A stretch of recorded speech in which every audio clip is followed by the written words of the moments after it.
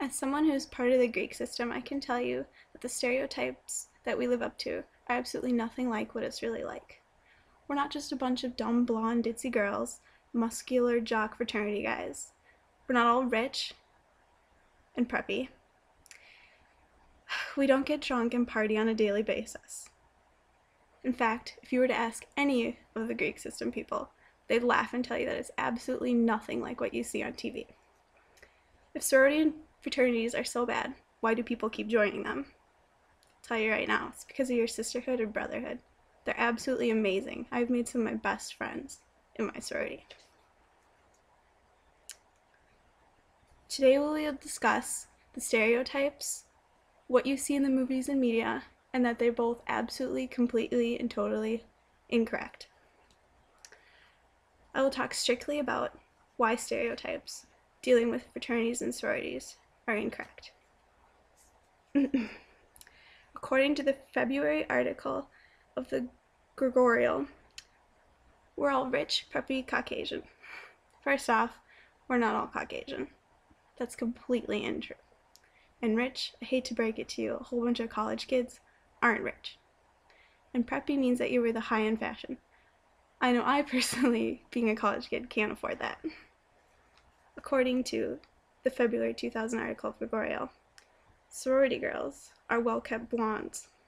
That's incorrect too. I like to wear my sweatshirt and my sweatpants. According to the college perspective website, Axist, February 12, 2010, we travels in packs. That's only because we're close friends with everyone in the sorority, but we just spend a lot of their time with other people. We dress alike. Okay, we dress alike during our ceremonies. That's it. Otherwise, we just like to wear our letters and show off that we're in one. And we're easy and dress inappropriately. Personally, I don't think that's appropriate for school, so I'm not going to discuss it. Fraternities, according to College Perspective website accessed February 12, 2008, are all muscular jocks. Once again, incorrect. In fact, I don't think I know any super jocks or super muscular guys in fraternities. It's just another stereotype that's incorrect. According to the College Candy website accessed October 26, 2010, they drink and party a lot. Once again, a topic I don't think that's completely appropriate for class. What it's like being a part of the Greek system according to the media. First off, GPA is never mentioned for sororities or fraternities in any of the movies that I've ever seen or TV shows I've ever seen. House rules. In Legally Blonde and the TV show Greek, you see these rich, fancy houses with maids and lawn care workers. It's absolutely nothing like that. It's normally a normal house with a couple people living in it. It has the basic, simple rules of keep it clean, keep it appropriate, and be nice and kind. That's basically it. Some sororities have rules where men are not allowed in the house after midnight because they feel that it's uncomfortable for other girls. I totally agree with that and support it. But also, unlike the movies, most sororities don't even have a house. Two of the sororities on UW South campus don't even have houses. So, fees are never mentioned in any of the Greek movies or TV shows I've ever seen. Hazing. In Old School, Animal House, and The Nerds Get Their Revenge, you see a ton of hazing. It's all the time. They're wrestling pigs, they're throwing them off walls, they're making them do their laundry. Yeah, that doesn't happen in real life.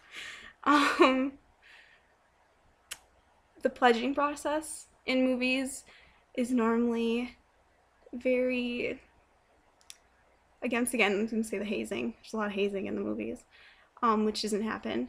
Yes, certain older members sometimes make the pledges do things like, oh, I need a piece of gum, but that's probably to the extent that it's at. In movies, once you're in, there's a huge party. I know in Old School and in Greek, there's like a huge party. And that's incorrect once again. Once I got active, we had a party with my sorority, and I think it was at like Ted's Pizza, and that was about it. um, what is it really like being a sorority or a fraternity? Um, According to the February 2000 article of the Gregorio, all fraternities and sororities have to have a GPA higher than 2.5, which means if you're lower than 2.5, you're on probation. Probation, when you're in a sorority or fraternity, means you don't get to do any of their sisterhoods or their socials, and you normally have to do library hours, which requires you to sit in the library and do homework for hours and hours and hours based on your GPA. They assign you library hours. So they're very serious about their GPAs. House rules. Like I said earlier, they normally just have the normal simple house rules. Some sororities have stronger rules about males being in the house. And some sororities don't even have houses, and some fraternities don't even have houses. So, hazing. Hazing is currently illegal, so there's no hazing allowed at all. If a member is caught hazing, they're removed from the sorority or fraternity. If a fraternity or sorority is caught hazing, they are removed from the college. So it's very serious and very illegal. Fees. We actually have to pay fees to be in a fraternity or sorority.